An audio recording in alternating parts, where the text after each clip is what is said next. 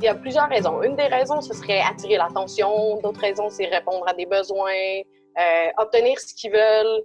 Le manque de vocabulaire, des fois, les gens n'ont pas les mots pour exprimer ce qu'ils veulent te dire.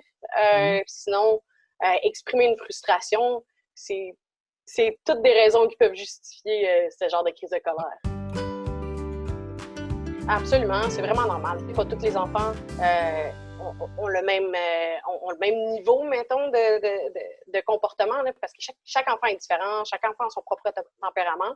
Il y en a qui sont plus colériques, il y en a qui ont de la difficulté à exprimer leurs émotions. Ça va vraiment être du cas par cas en tant que, je sais pas, tu sais, on laisse à la discrétion des parents le fait de bien comprendre leurs enfants pour voir comment ça marche, mais c'est absolument normal que certains enfants passent par ça.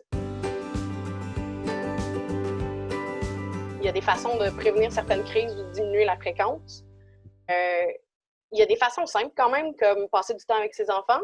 Ça a l'air un peu ridicule dit comme ça, là, mais s'amuser, discuter avec eux, on voit que l'enfant comprend qu'il y a des façons d'avoir l'attention du parent sans avoir des comportements négatifs. Fait que c'est vraiment important de privilégier ces moments-là. Je dis que ça a l'air simple, mais il y a beaucoup de parents qui manquent de temps aussi. Là, fait qu'on comprend que c'est pas toujours facile, mais essayer de privilégier un certain temps par jour avec les enfants, ça peut vraiment aider. Si on parle encore du besoin d'attention, il y a des fois, les enfants vont faire des crises justement, viens me voir maintenant ou quelque chose. Une des façons, c'est de mettre des règles en place, d'établir les limites puis de les suivre. La clé est vraiment dans la constance. C'est sûr qu'au début, ça peut augmenter le tempérament de crise des enfants, là, mais à long terme, quand on est vraiment constant dans notre façon de faire les choses, ça apprend à l'enfant que de faire une crise, ça ne lui donnera pas l'attention. C'est vraiment important, cette constance-là. En fait, c'est parce que les enfants ont vraiment le besoin d'autonomie, le besoin d'affirmation. Fait que c'est pas nécessairement d'éviter qu'ils aillent ces demandes-là, c'est super naturel, normal et important comme processus.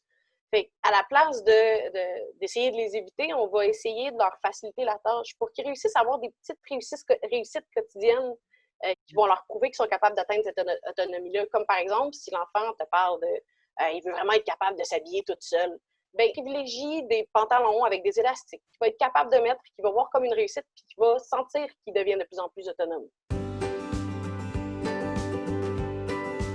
On appelle ça de l'errance volontaire dans le sens qu'on voit qu'il n'y a pas de besoin important à combler immédiatement, que c'est vraiment pour l'attention que l'enfant fait une crise. On essaie de l'ignorer, on s'assure que tout le monde est en sécurité, on prend du recul, on le regarde du coin de l'œil, on s'assure que tout va bien, puis on attend qu'il passe sa crise. Comme objectif, c'est d'apprendre que c'est pas avec une crise que je vais obtenir l'attention de mes parents, qu'il y a d'autres façons de m'exprimer. Mais si c'est sûr que si c'est pour un besoin, il faut être à l'écoute. La réaction est différente selon le besoin qui est parlé, là, mais en général, des crises de bacon, beaucoup de gens vont décider d'agir avec l'ignorance volontaire. Il faut savoir quand même que les enfants, après avoir fait une crise, sont souvent un peu déconnectés de ce qu'ils viennent de vivre, sont un peu mêlés, des fois sont tristes, des fois sont gênés eux-mêmes de la réaction qu'ils ont eue face à la situation.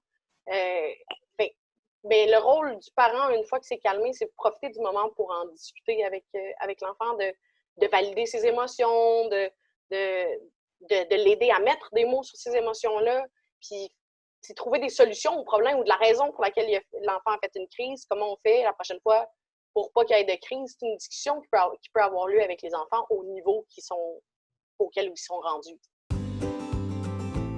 Trouver des outils pour être rapidement là, faire ce qu'on veut que les enfants fassent pour qu'ils nous imitent, que ça ait du sens. Puis les aider à mettre des mots sur les émotions, trouver des activités pour réussir à faire ça. Puis avec ça, comme en tout, normalement, la majorité des gens s'en sortent.